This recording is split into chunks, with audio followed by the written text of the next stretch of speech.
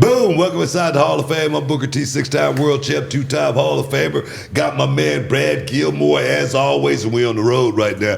Here with my main man, the Undertaker. Always on the case, as well as a man about town. Mark Calloway, how you doing, man? I'm good, man. How you feel? Well, hey, with my hands. I don't feel as good as you do, brother. I don't feel as good as you do. No, man, I've been waiting on this for a long time, actually, to just sit down and shoot the breeze with you and talk about the state of professional wrestling right now, more than anything, the way I see it.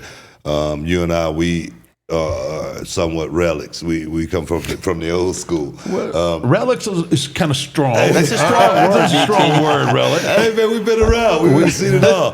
And now the way these young guys do it compared to the way we did it, that's like two totally different worlds, don't you think? It is completely two different worlds. It's crazy because never in a million years could I imagine how athletic these guys are today. Yeah. And I think because they are, I mean, they're doing like I don't know if it was the video games they played as kids, but they're doing video game type stuff in the ring. Yeah. And what I think it's almost, sometimes it's a curse because they're so athletic and they rely so much on that aspect that they forget the most important aspect of what we do, and that is storytell.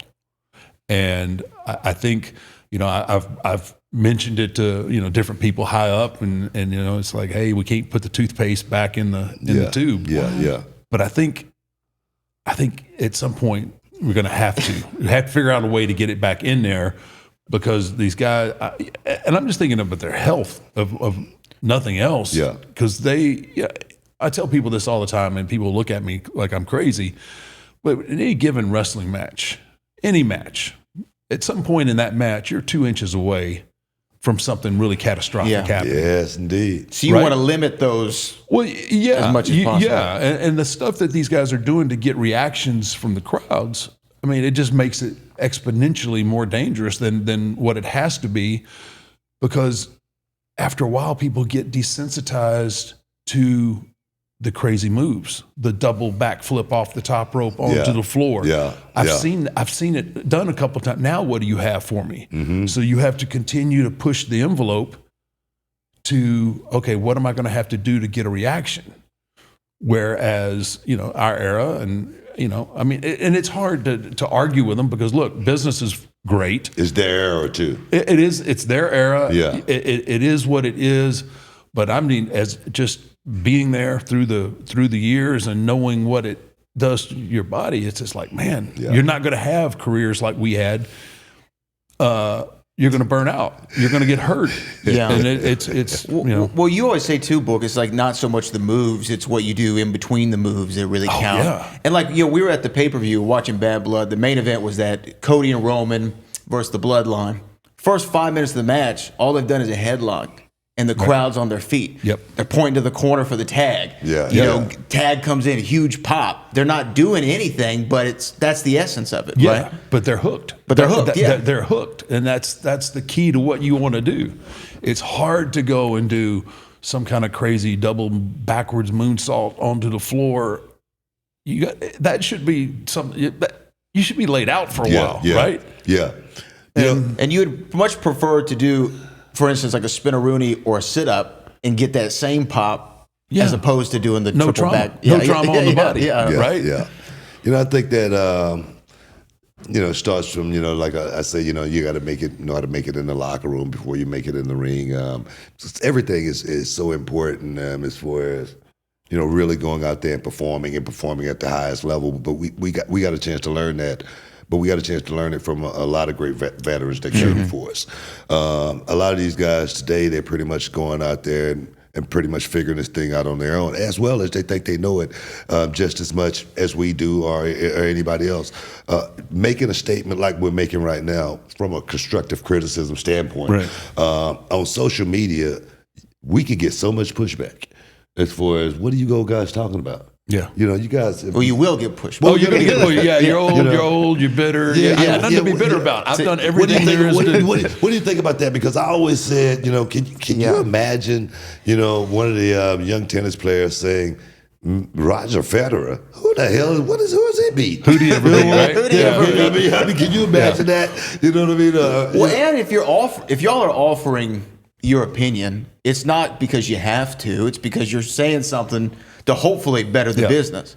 Yeah. Right? I mean, you're not saying it That's to be the critical. ultimate goal because obviously we love the Yeah. business. We want to see the business continue to grow, but we also have years and years and years of experience and I know the injury bug pretty damn well, and that's just one aspect of it. But it's always I don't care how long the business goes on. It's always going to be the essence of good. Is going to be good storytelling. Yeah. I say wrestling, and this is one of the things I say quite a bit. Wrestling isn't about wrestling moves. It's not. Yeah. It's about storytelling. We use wrestling moves to help tell that story, but it's not about all that. That's just a tool to get to the essence of A versus B, and whatever that story is that wraps them up. And I think there needs to be, some guys got it. There's a lot of one guy I think about all the time when we talk about the guy that got it, and that's Roman. Yeah.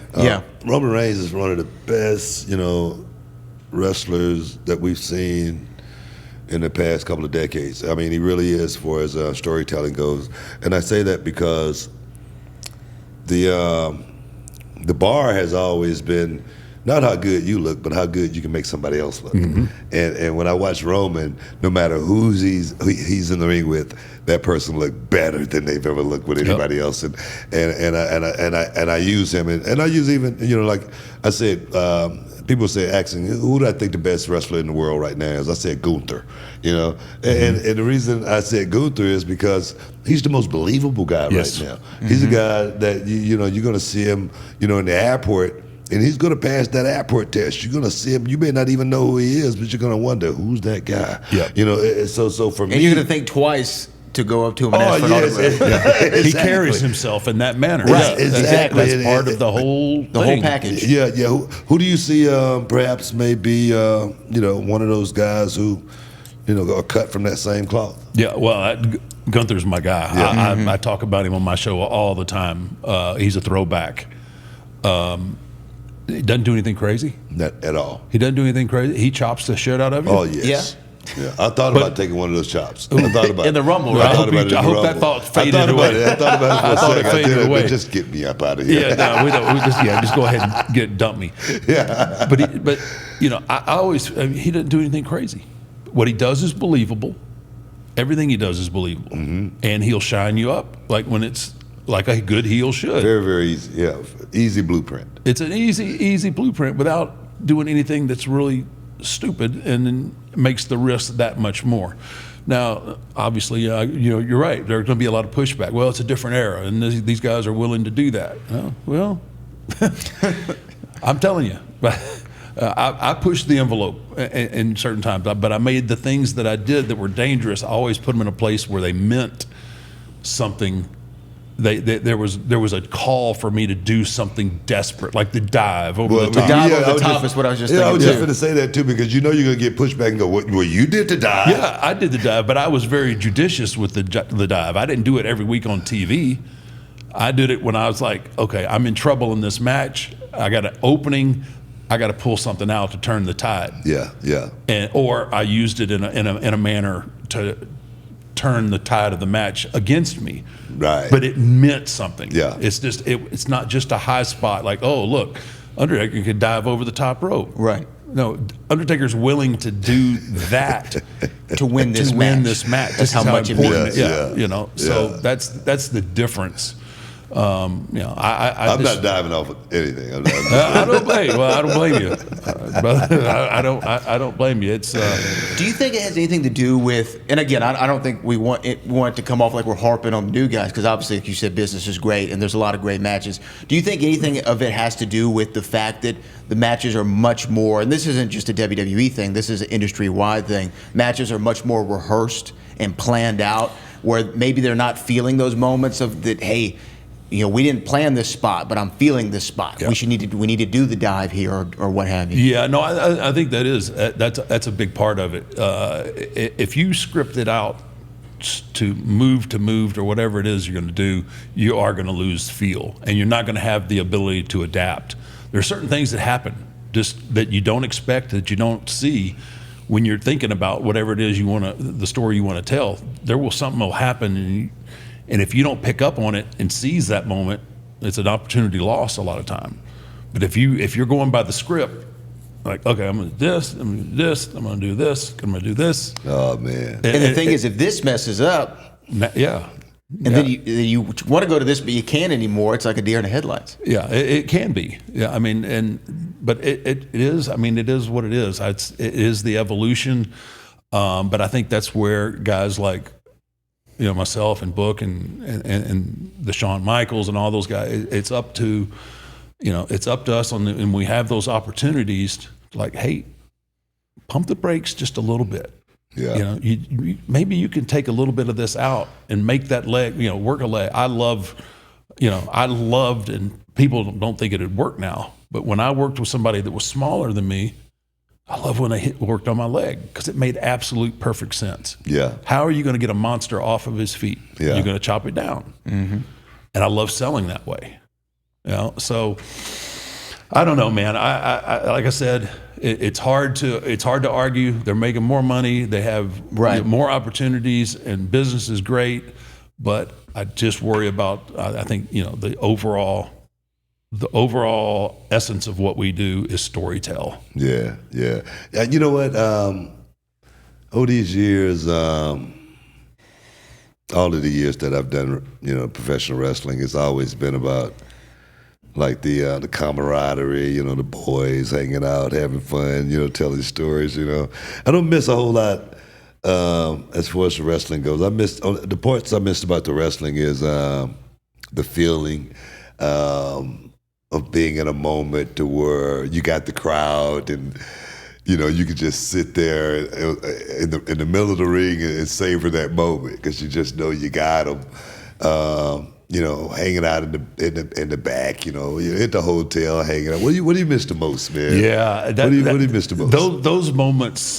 Those moments of just taking a Mania for as an example, and get to that point in the match where you're in a double down and they're just screaming and waiting for somebody to move, and just kind of mumbling under your breath, like, we got him. Yeah, we got him. We got him. I wanted to say that too. Yeah, because I said that same thing, man. And then have the discipline to sit there and wait. Oh my God! And that's just like, okay. Yeah, that's the best. That's one of the best feelings in the world. That is the biggest.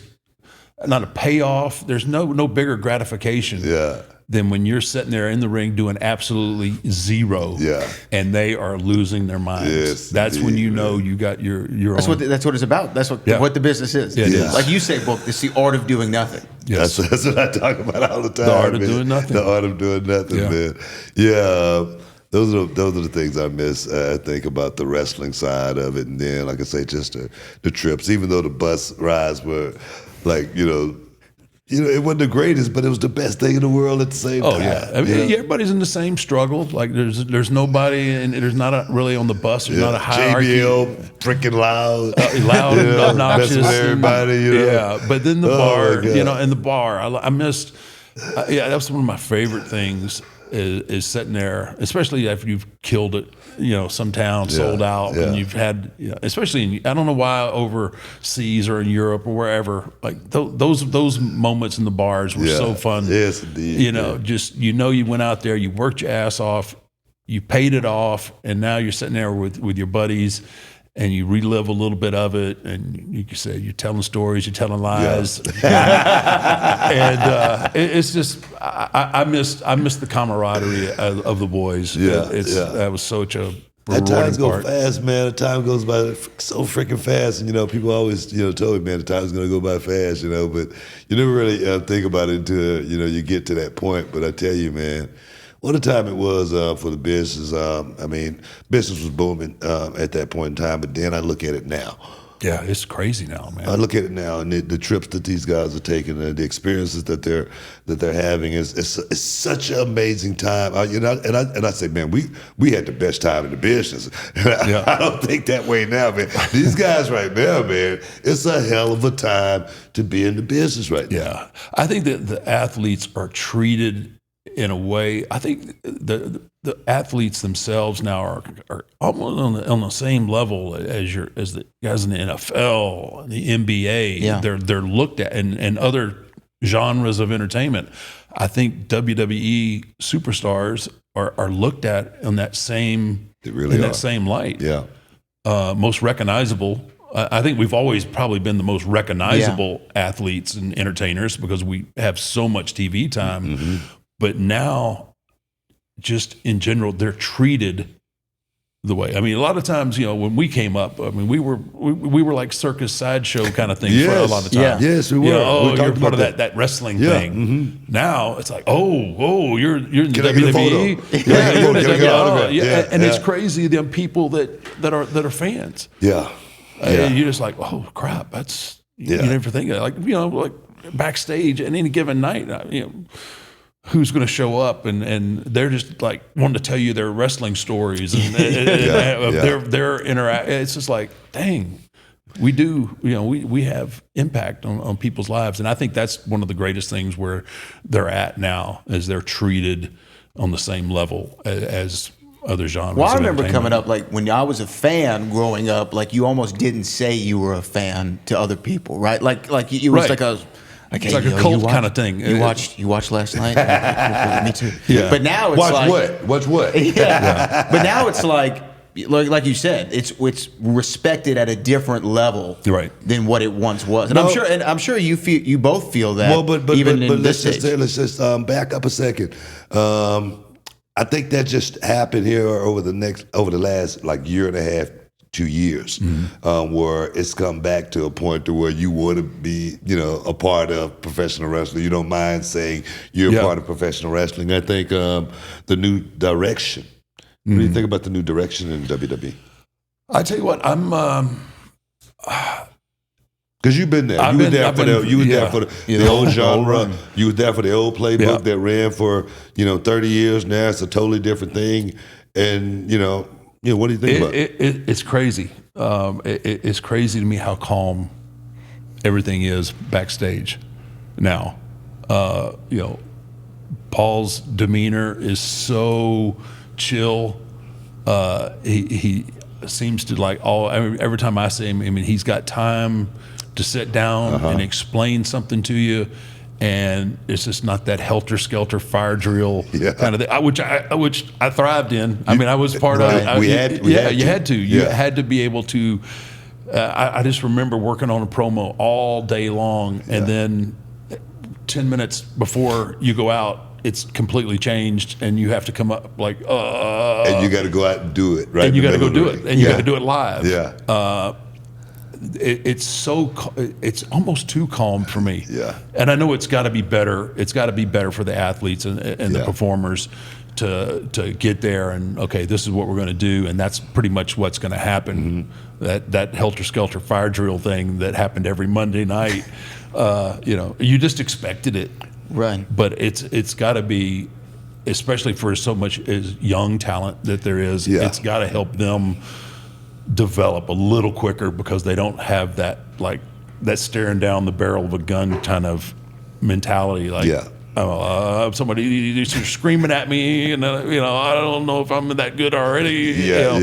But he's, Paul is like so nurturing, I think, to the talent that it's going to really help a lot of people because they're just different. the talent is different. They come in differently. They learn different. I was just talking about this. I was having a discussion with Bubba Ray, and we was talking about this as far as the way the talent comes in now. You know, we got this NIL program, you know, where they come straight out of college. And they've, you know, a lot of them have never wrestled. A lot of them have never watched wrestling before, and now they're getting into the business. There's no way we could, you know, try to, you know, talk to that guy, you know, the way, you know, we came up, you know, or critique them, you know, the way they're doing it compared to the way we did it. No. There's no way we can look at that the same at all, you know, and that's why, you know, for me, I get a huge kick out of, you know, working with the next generation, seeing the next generation grow, and having them respond in a way to where they, you know, pick it up. Just like we got this one girl, Tiffany Stratton, you know, from the NIL program, and she's doing such a hell of a job. She's learned the wrestling side so quick. I mean, she's extraordinary from that side. Now we just got to make sure we work on her psychology and make sure we work on those little bitty things to make sure they're complete. And the way I say it too, it's their era. It's going to be the way they remember it. And if we can have a hand in, you know, trying to show them, you know, the proper way of doing this, is awesome. You know what I mean? It really could be awesome. Yeah, you know, Booker and I sometimes have this conversation on the show. Like, the two greatest regions for wrestling, I feel, is Canada and then Texas. When you think about all the people who've come out of Texas, I mean, we could have a 5-hour podcast just talking about, I have two Houston legends in front of me, and then you have Austin, you have, you know, Sean, Dusty, the list goes on and on. The Funks, Brody. of course. Yeah. JBL, another one. I mean, there's so many guys who come out of Texas. What do you think it is about this state that produces such great talent? Man, I tell you what, I think it's just the eras that came before us. Like, there used to be, 4 territories in Texas. There was the Funks, there was Bosch, Dallas, Barron, and then the Von Erichs, right? Yeah. So I mean, wrestling has just like been a mainstay. It's like high school football, professional wrestling in Texas, and there's so many guys got their start. I wish. Did you ever meet Paul Bosch? Yeah. Never met him. I never did either. Never met him. I mean, he was such a influential. I was just curious. He was such an influential. Man. Yeah. He's person a hero for me. Once I just, you know, because I was a huge fan as a kid, but I just think, you know, wrestling with all these guys that would come through here, you know, I think that just like, it was so interesting. Yeah. And then the Von Erich run. Right. And as tragic a story as it is, but the Von Erichs, I mean, their run was. They were rock stars. Absolutely. Absolutely. They My were mother rock told me a stars. story. They came to Astroworld and they had to shut Astroworld down because of the fanatic women that were there for them. It's ridiculous. Seriously, though, I mean, I'm sure they were having a great time. You know what I mean? I'm sure they did. I'm pretty sure they did. I'm sure they did. I'm sure the Von Erichs, they was not one to party a little bit. You know? Rumor has it. A little bit. That's what I've heard. Rumor has it. But growing up in Houston too, though, I mean, what do you remember about the city, and, you know, what did the city mean to you coming up? Because obviously we're 3 Houstonians sitting here. I love that city more than anything, I feel like. Oh man, just so many memories. A lot of it wrap around obviously wrestling, the Sam Houston Coliseum. I remember. I mean, the Astrodome. I was at that game where Earl Campbell went off for 180 on the Miami Dolphins. That was the start of the Love You Blue. I was at that game. Just being, you know, Houston. It really is such a, and it always has been an eclectic, such a group. It's like a melting pot of people come to Houston, and such a great sports town, and obviously a great wrestling town. I mean, that's obvious. I mean, I remember. I'll never forget the original Sheik.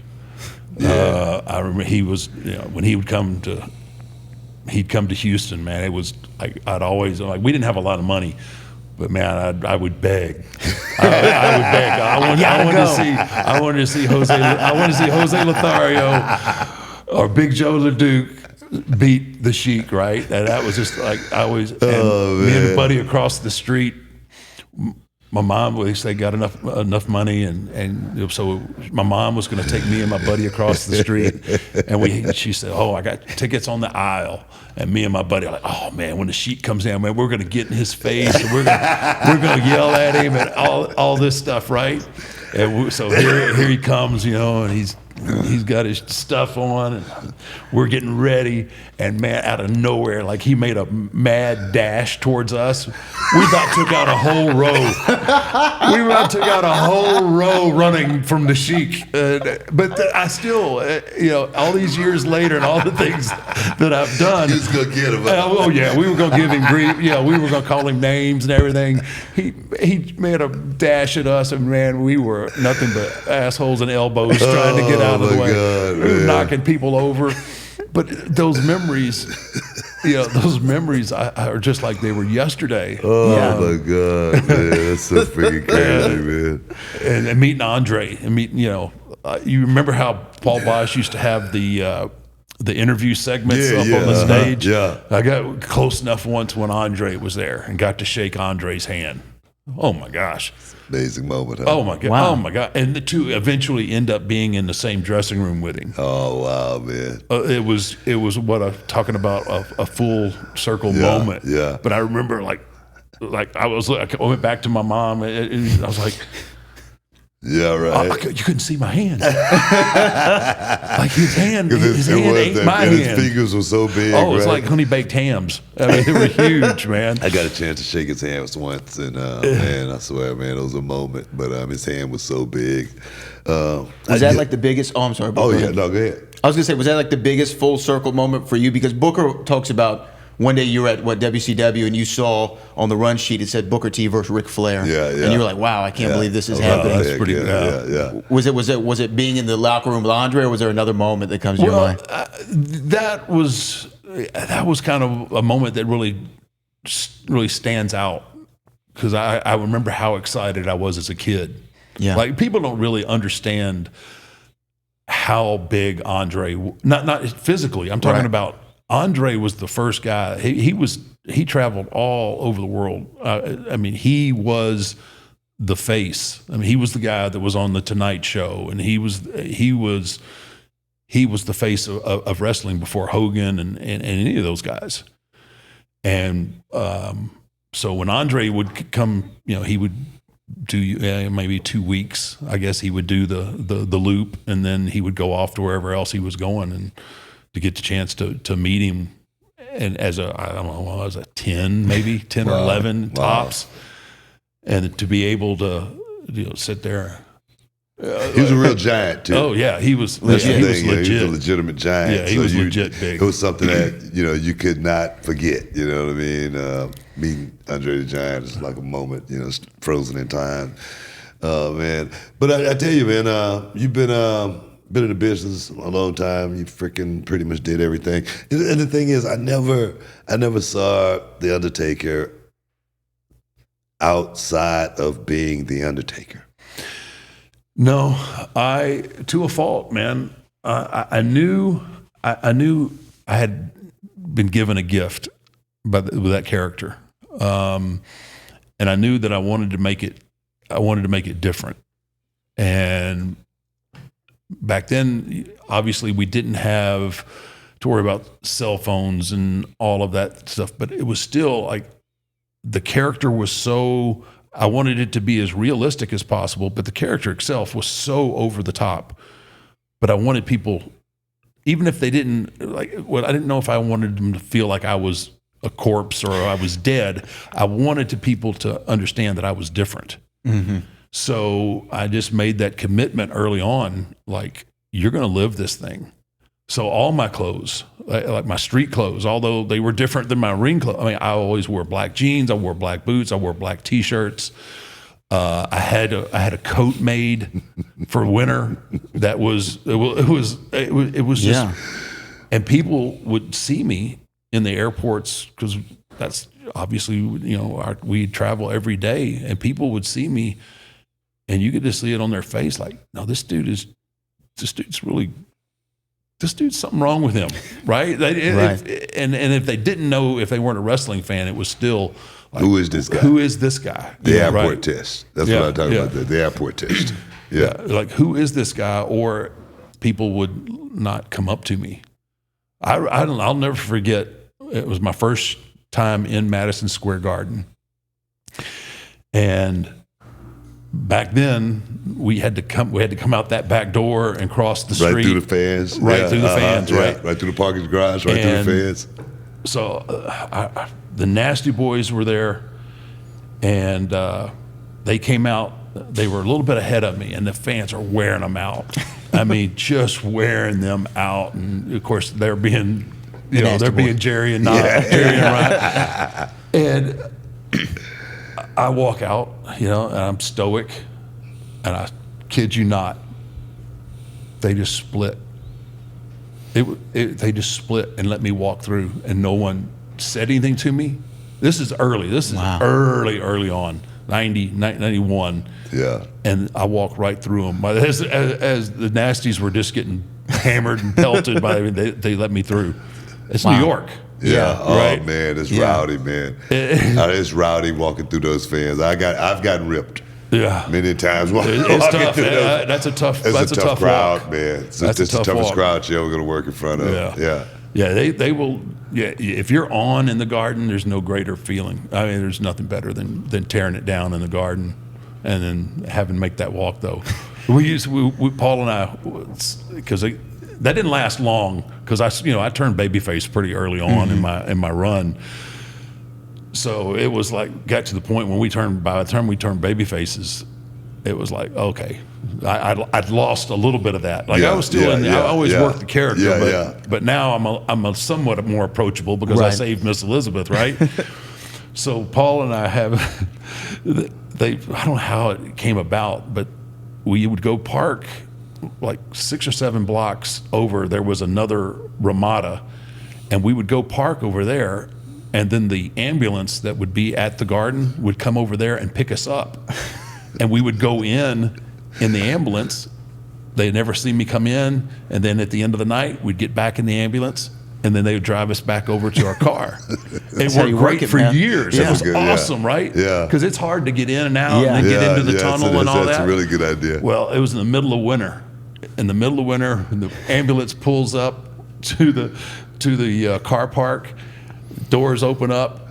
There's got to be 2,000 people. Somebody figured it out, man.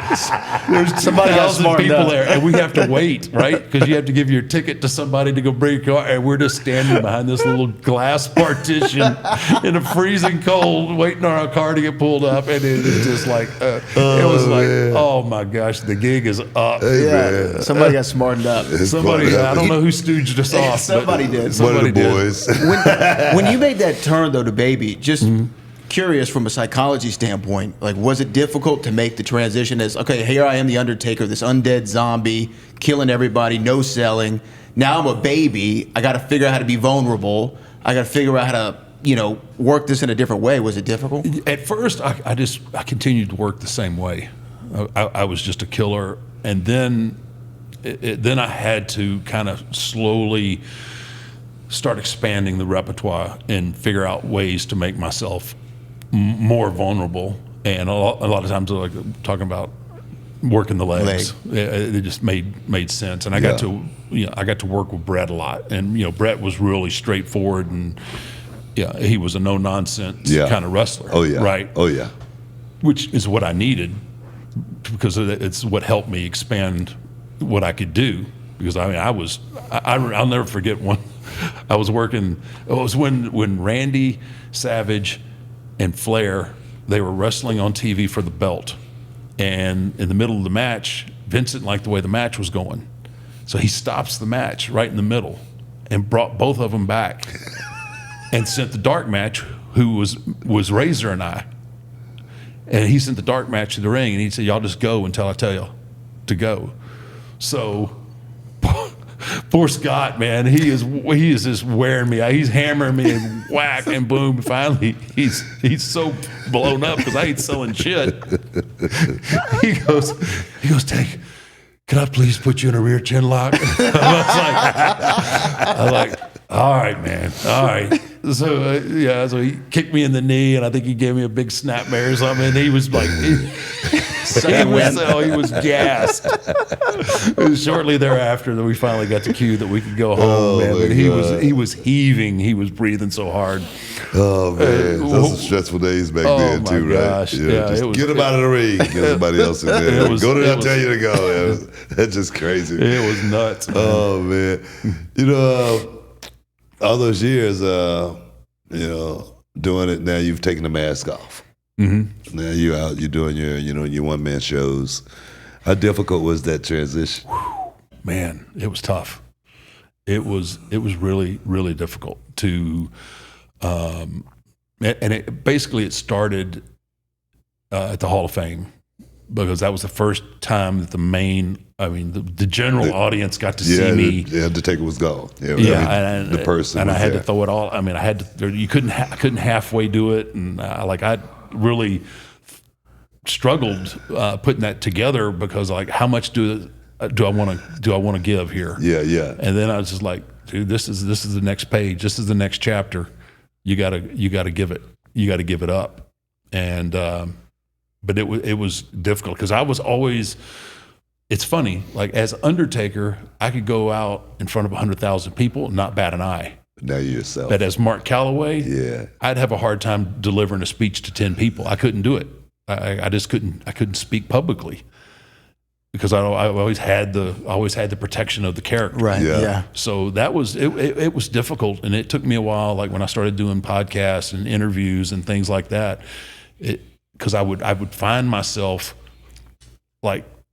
In my head, I'm like, should I say that? Shouldn't say that? Should I talk about this part of the business? Because I'd never done that. I'd never talked about the insides, the ins and outs of the business, and it didn't feel natural. Out of character. Yeah. And then in the inner workings of the business, it just didn't feel natural to me, because I always protected it. Yeah. And it was really difficult for me to get to a point where I could actually have a conversation and be comfortable. Yeah, I kind of figured that. Yeah, that's got to be tough. Yeah. When we're talking about psychology, because this is really what I'm interested in more so than anything in wrestling, it's just the psychology of putting a match together. Mm-hmm.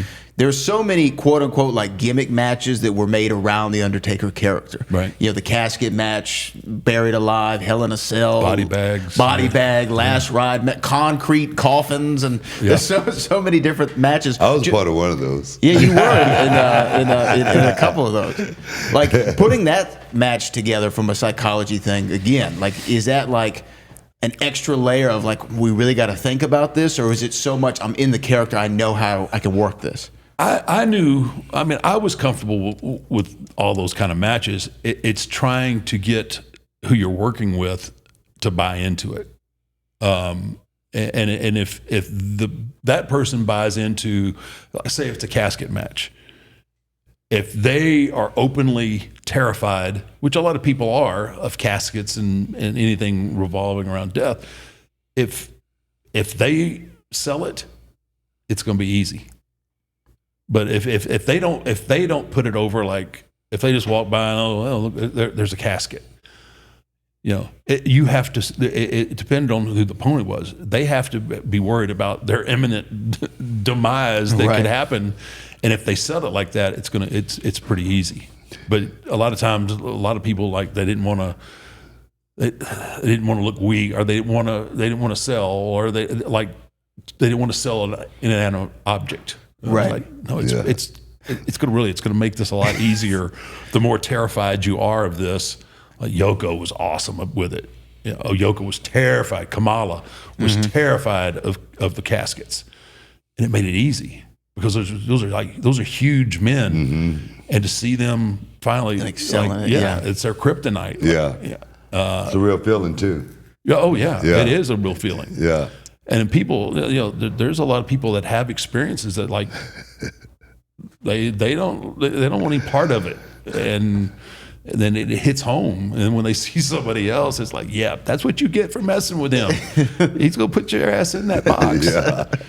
You ain't getting out. So it was fun to have all those different kind of matches, and then play with the emotions of of the audience with them.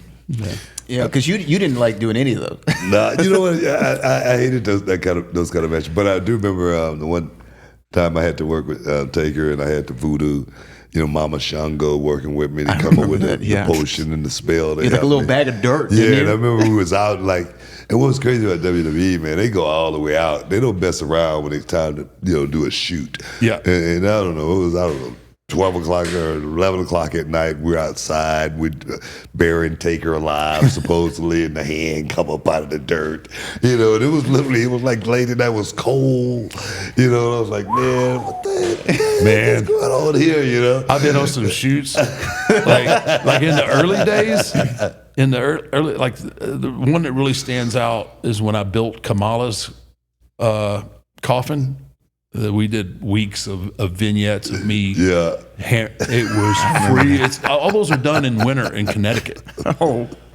When I lost the casket match to Yokozuna, when all the guys came down, and I fought everybody in the ring. I think it was at a Rumble, maybe. I don't remember where it was at, but anyway, I ended up fighting all these guys. They dropped me. They put me in the casket.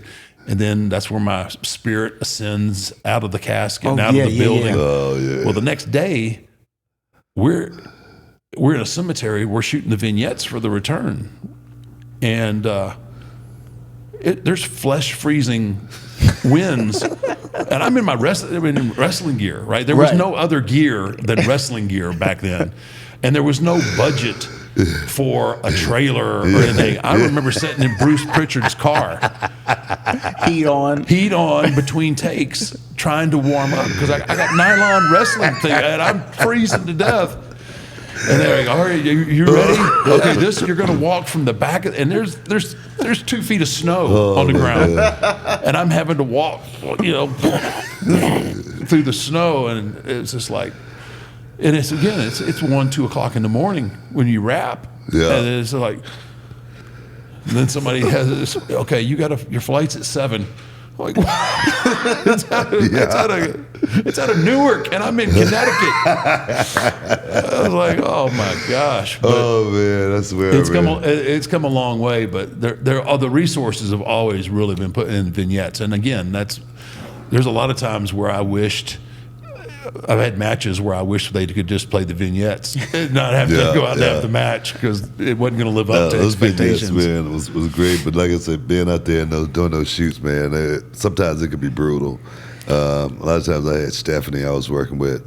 Stephanie she was brutal, man. She would make you do it 10, 15 times, make you do it over we and over. butted heads quite a bit. Oh, my God. I'm like, what's wrong with you? One of those type of deals. Why are we charging us? It's her last name. But I remember working with you in that match, and we're going to be wrapping up here pretty soon. I remember working with you in that match, and the one thing that I swear, man, and you made me do it. No, I'm serious. But it was something that I used to watch. You do it with guys, and I just go, God, man, I never want to do that. I that's not going to work with me. And it's when you put me in the tombstone, and then right back, and then boom, we come back do up the reversal. and did the reversal. Oh man, I remember trying to pick your big ass up, and I was straight, and I was like, God, please don't let me mess this up. Like, oh yeah. Now, once I got there, I was happy, but I swear I used every ounce. I'm trying to make him look like a superstar, right? And he don't want a part of it. I swear to God,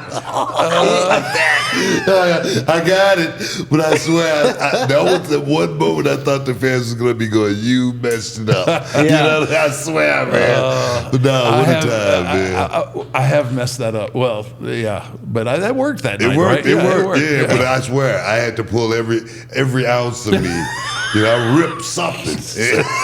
Trying to pull it out. Trust me, but this is going to be great. He's trying to give you the rub. You should take it. Just take it. I took it, but man, He took it reluctantly. Reluctantly, oh my God, he took the rub. man, I swear I thought I was going to die that day, man, if I didn't pull it off. So I want to ask you this too, because we had Steve Austin on the show, Mm-hmm. and Steve talked about how Booker was a little snug. Let's say when he was working. I was done, was it? And then he, Go ahead. one time I think you stiffed. I stiffed Steve. I bust his lip. And he said he couldn't wait to give him his receipt, right? Like he said, within 10 seconds, he was there ready to give him a receipt. So one, does Booker work snug to your recollection? And two, how patient are you with returning the receipt? I'm pretty patient. It all depends on intent. Right. Like some guys just work very snug. But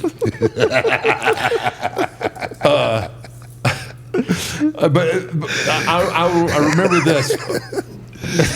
I do remember this. It really took. I was taken back by it. So he clobbered me a couple good times, right? And I pride myself on my punches. Like I feel like I can make it look like I take your head off and not touch you. Every once in a while, one gets away from me because I throw them straight and I throw them right at your face. And I remember hitting him with one, and him having the audacity after cauliflower in one of my ears with his working punch. He goes, "Ooh, that seemed like that was a live wire." And I'm like, "Are you shitting me? You've been waffling me for 15 minutes, and I let one slip, and you're calling me out on it?" I was like, man. But in that sense, like I was patient because I'd much rather it be there than it miss. Right. Hey man, that's part of the business. It is. It ain't ballet. It ain't ballet. Yeah. And so I would much rather it be. I'd much rather be on so I could sell it the right way. And it was always easy selling Book's punches. You didn't have to do much, huh? Hey man. No, I just had to wake up. Bro. That was part of it, man. I remember JBL hit me on the chin one day. We was at a house show. I was just waffling and wop, and he hit me right on the chin and my knees just went. And I took a bump, you know what I mean? I'm like, what the heck just happened, man? But that's part of it, man. And it's not ballet. And the way we did it, it was a little bit different, but I must say it was the best time in the business, and working with you, man, was definitely. Yeah, we did some good stuff. It was a hell of a time, man, to actually be able to work with you and then fellowship with you at the same time and become a hell of a friend, man. I appreciate everything, all the times on the road as well as the times off the road, on the phone, everything, man. You've been a hell of a no, man. No, it's been a hell of a run, man. I'm just. Yeah. I value friendship, man. Hey, man, to the end. To the end. To the end. Hey, guys, you've been inside the Hall of Fame. Taker, myself, Brad Gilmore, and like I say, till next time, peace. We love you. We out.